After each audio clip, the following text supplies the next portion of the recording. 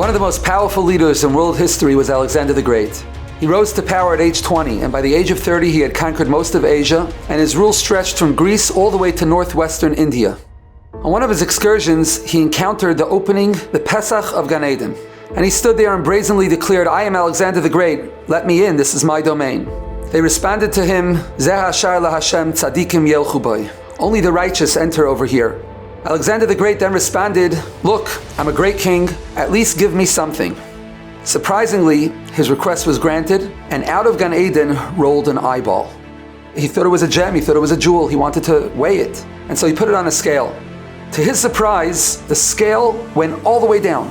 So on the other side, he started to pile on gold and silver, and the scale didn't budge. He put on an enormous amount of gold and silver on the other side of the scale, and still that gem was weighing down the scale.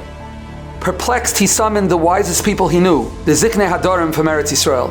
"This is no gem," they told him. "This is a human eye. The human eye is never satisfied, never satiated, never feels full.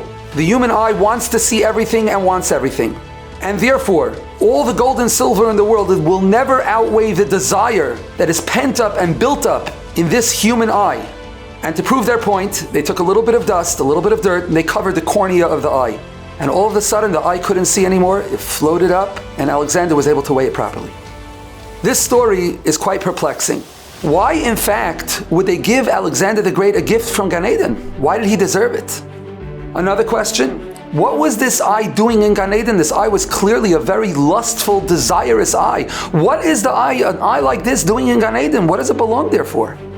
It would seem that they were trying to tell Alexander the reason why he could not enter Gan Eden. There was a message here. And the message was, you, Alexander, you cannot control your eye. You never control what you want to see. Wherever you look, you want to conquer.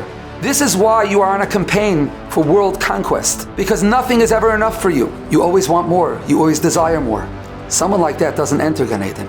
This eye had desires. This eye had lust. This eye wanted to see. This eye had a desire to see as much as it could. But the eye covered itself. It controlled itself. And all that pent-up desire in that eye remained in that eye. And that is what gave it its intrinsic value to the point where it was like a precious jewel that outweighed all the gold and silver in the world. That's why this eye entered Gan Eden.